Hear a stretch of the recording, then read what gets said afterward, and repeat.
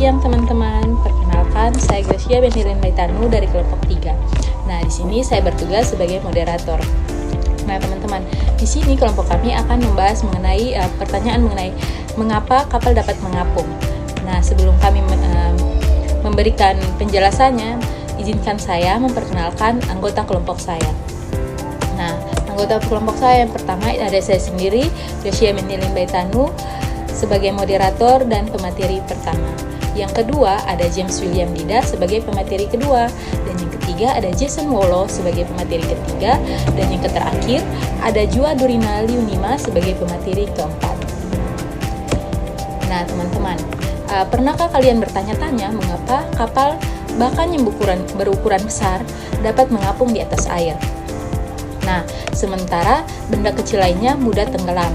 Nah, teman-teman, kira-kira ada keterkaitan materi-materi fisika apa dengan kapal yang mengapung di atas air? Nah, itu yang akan dibahas oleh kelompok kami. Nah, teman-teman, keterkaitan materi fisika dengan kapal yang mengapung di atas air itu terdapat beberapa prinsip-prinsip dasar keterapungan yang berkaitan dengan materi fisika. Nah, yang pertama ada massa jenis. Nah, teman-teman, massa jenis di sini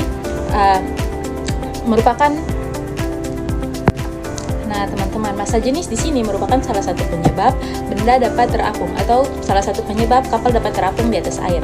Kenapa begitu, teman-teman? Nah, massa jenis, benda yang terapung jika massa jenisnya lebih kecil dari massa jenis cairan. Kemudian, prinsip fisika yang kedua yang digunakan untuk kapal yang mengapung di atas air yaitu ada gaya Archimedes. Nah, gaya Archimedes di sini, teman-teman, menjelaskan bahwa setiap benda terendam cairan mendapat gaya dorong ke atas atau gaya apung. Nah, teman-teman, dari kedua prinsip dapat kita kaitkan dengan kapal yang terapung.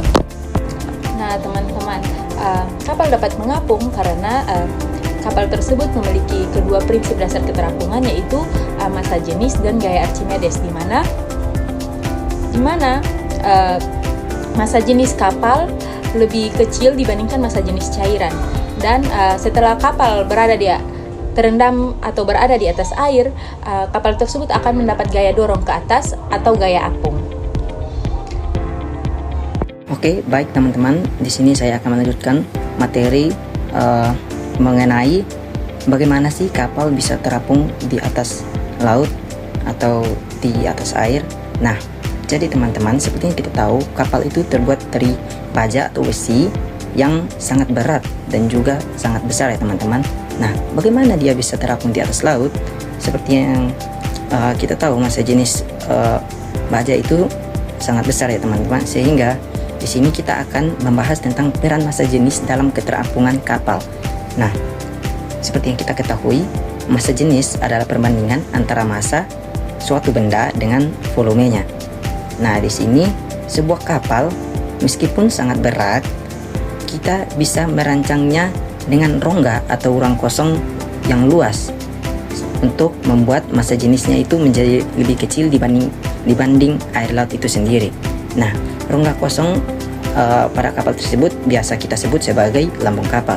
Nah, ruang kosong ini membuat massa jenis keseluruhan kapal menjadi lebih kecil dibanding massa jenis air, sehingga kapal tersebut dapat terapung di atas laut.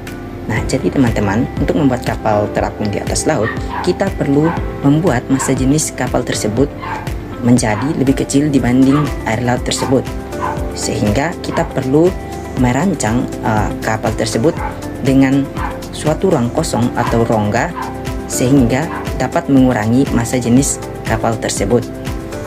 Nah, perlu kita ingat kembali tentang gaya Archimedes atau hukum Archimedes yang menyatakan bahwa jika suatu benda dicelupkan keseluruhan atau sebagian di suatu zat cair, maka benda tersebut akan mengalami gaya angkat atau gaya apung yang sebanding dengan massa benda tersebut.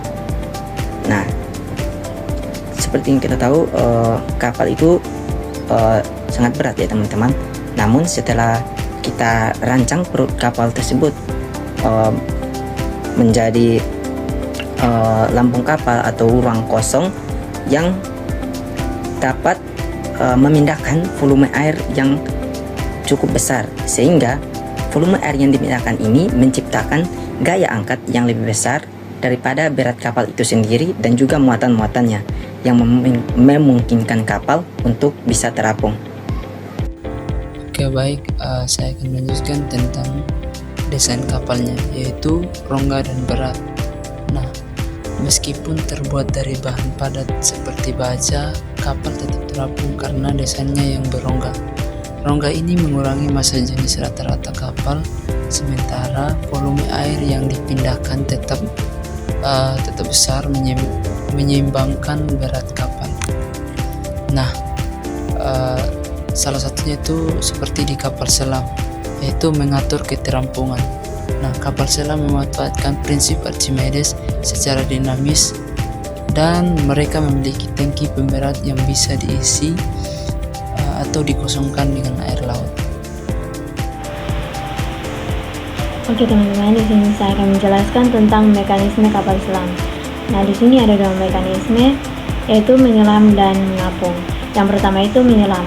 Nah, tangki pemberat diisi air laut yang menambah berat kapal selam hingga melebihi gaya angkat air dan menyebabkan kapal tersebut tenggelam. Air laut yang dimasukkan ke dalam tangki pemberat sehingga berat kapal selam meningkat. Jadi berat kapal itu lebih besar dari gaya angkat air. Ketika berat kapal selam melebihi gaya apung atau yang kita kenal dengan Archimedes, kapal selam mulai tenggelam atau menyelam ke bawah laut. Yang kedua itu mengapung. Tangki pemberat dikosongkan mengurangi berat kapal selam hingga lebih kecil dari gaya angkat air yang menyebabkan kapal naik ke permukaan. Jadi air laut dikeluarkan dari tangki pemberat dengan bantuan udara bertekanan sehingga mengurangi berat kapal selam. Di sini kami menyimpulkan bahwa desain cerdas kapal dirancang dengan rongga untuk mengurangi massa jenis rata-rata. Dan gaya apung yaitu gaya Archimedes memberikan dorongan ke atas yang cukup untuk menopang berat kapal.